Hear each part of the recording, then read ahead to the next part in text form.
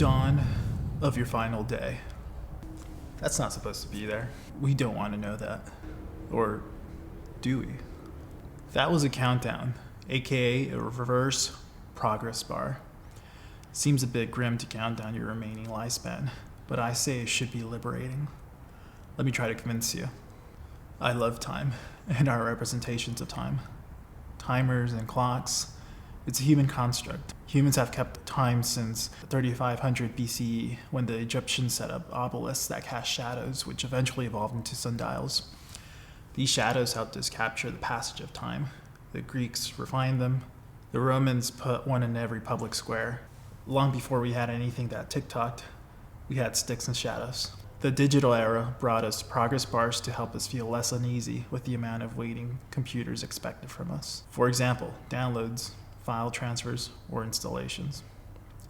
Progress bars have altered our perception of time. In the importance of percent done progress indicators for computer-human interfaces, Brad Myers had people run database searches and had a set of people waiting with a progress bar and another without. He concluded that the progress bar, or percentage done progress indicators, reduced anxiety amongst computer novices. Thanks, Brad. He was studying computer novices in 1985, but I think the findings generalizes. I think progress bars can do more than reduce download anxiety. I think they can change how we live. One of my favorite articles is Tim Urban's Your Life in Weeks, where he visually represents a 90-year lifespan into tables, first in decades, months, and then weeks. It puts your life into a finite chart. He compares a week to a precious 2mm, half a carat diamond.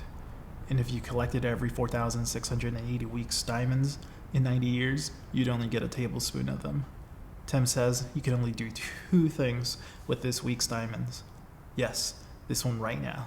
You can, 1, enjoy it, or 2, build something to make your future diamonds or the diamonds of others more enjoyable. You can do both, and that's awesome. And if you do neither, you just wasted them. Now, if you're like me, you might be a bit morbidly curious about what your remaining time looks like.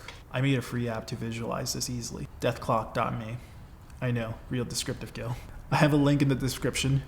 From the top to the red square are the number of weeks already spent. The rest are the remainder. My precious diamonds. Some wasted, some not.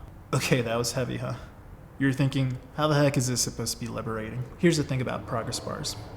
They only feel good because they end. The bar reaches the end and bam, most disappear after that, and you forget what color the bar was.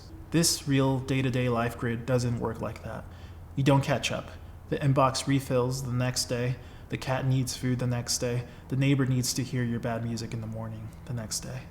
The to-do bar regenerates. A lot of productivity books I've read definitely promote efficiency on handling emails, tasks, cat dad chores, by time blocking, task batching, and they do end up working well for me.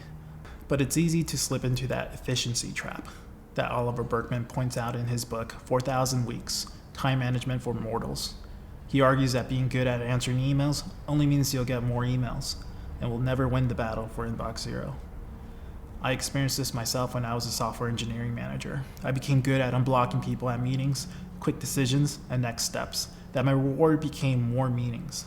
My calendar filled up, and I spent more time trying to unblock myself from having to take a meeting that could have been emails or Slack messages. Now, that was my first year, and I've gotten better at noticing this trap and steering clear. How do you get out of the trap? First, notice you're in the trap.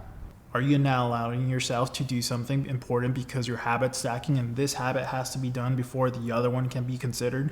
Or is your calendar full, but your weeks feel wasted and you notice that one break you took to play with your cat was the first time you smiled all day? Don't ask how I know. Or worst of all, you feel guilty resting because there's something on the to-do list and you gotta do it because that'll actually earn your break. Yuck. The trap is so good because the tasks are legitimate. The trash needs taking out, meetings have agendas, most of the time. You need to reply to that one message from a friend or coworker or work connection. You don't notice your trap because you're kind of being responsible. Let's deal with this efficiency trap. Burkeman's answer is uncomfortable, too real, and aggravatingly simple. You accept that you will not get to most of it. It's just a fact. You'll never have nothing to do. That film, book, video game backlog will never be complete. Your time grid will run out before then. The only real question is which diamond you spend on what. I started meditating years ago. Now, I've not been consistent, and I won't try to convince you. I can't. I can't just tell you that you spend most of your time in the future or the past. You have to notice it yourself. So the answer isn't simply meditate, but to try to be present. One way is to try to imagine every current experience as if it were your last. This YouTube video, your last. That hug with a friend, the last hug you shared. The loud music in the boba cafe, the last piece of music you listened to. Then, every moment can feel like diamonds. And you don't have to think about next week's and what you'll do, because this current diamond, this one you're living now, is the one you'll experience. Yes, plan for the future. Remember number 2, build something to make your future diamonds or diamond of others more enjoyable. But don't be constrained by it. Which brings me back to dawn of your final day. Felt grim because we read it as a threat. But it's just another progress bar, a stick casting a shadow. The countdown isn't the problem. Pretending there isn't one won't protect you from the sands of time anyway. So enjoy this diamond. It's the only one you've got right now.